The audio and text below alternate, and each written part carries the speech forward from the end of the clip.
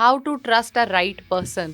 मुझे लगता है आपको सबसे पहले तो ये देखना चाहिए कि आपने किसी पर्सन पर ट्रस्ट करना है तो ट्रस्ट क्यों करना है. बिजनेस करना है, फ्रेंडशिप करनी है, इंटीमेट रिलेशनशिप है, आप उसके साथ देखें कि आपका रिलेशनशिप की नेचर क्या है.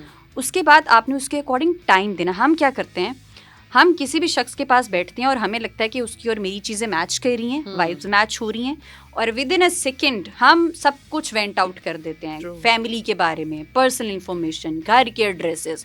नेक्स्ट टाइम हम किसी कॉफ़ी शॉप पर मिल रहे होते हैं. तो मुझे ये लगता है कि हमें सबसे पहले पीपल मैनेजमेंट सीखनी चाहिए कि आपको किस शख्स पर कितना ट्रस्ट करना है, कितने ड्यूरेशन के बाद करना है, कि कैसे करें.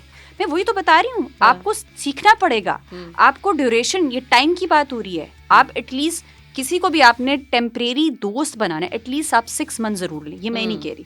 रिसर्च बेस्ड आपको ये रिजल्ट्स मिलते हैं कि एटलीस्ट अगर किसी को आपने दोस्त बनाना है तो आपको 6 मंथ का ड्यूरेशन जो है वो आपको चूज़ करना चाहिए. उसके दौरान आप एक दूसरे को एक्सप्लोर करें, देखें कि आपकी वैल्यूज़ मैच करती हैं, आपके माइंडसेट मैच करता है. अगर आप लोगों का कोई कॉन्फ्लिक्ट आता है, आप उसको रिजॉल्व कैसे करते हैं, मुश्किल टाइम में आप एक दूसरे के साथ कैसे थे, अच्छे मोमेंट्स आपने किस तरह से सेलिब्रेट किए, आप दोनों की नेचर क्या है और किस तरीके से हम ग्रो कर सकते हैं.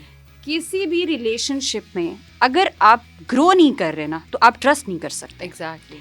अगर आपकी ग्रोथ है, चाहे फाइनेंशियल है, मेंटली है, सोशली है, इमोशनली है, स्पिरिचुअली है, अगर कहीं पर भी ग्रोथ हो रही है तो आप उस रिलेशनशिप को लेके चलें. बड़ा सिंपल सा फॉर्मूला है. अगर किसी भी रिलेशनशिप में आपकी ग्रोथ नहीं हो रही है, आप डिक्लाइन में जा रहे हैं, पहले आप बहुत अच्छे थे लेकिन उस रिलेशनशिप के बाद जो है वो आपका बजाय आपका ग्रोथ का वो जो फेस था वो अपवर्ड जाता, आप बैकवर्ड जा रहे हो. आपकी ज़िंदगी में पहले से ज़्यादा मसले शुरू हो गए.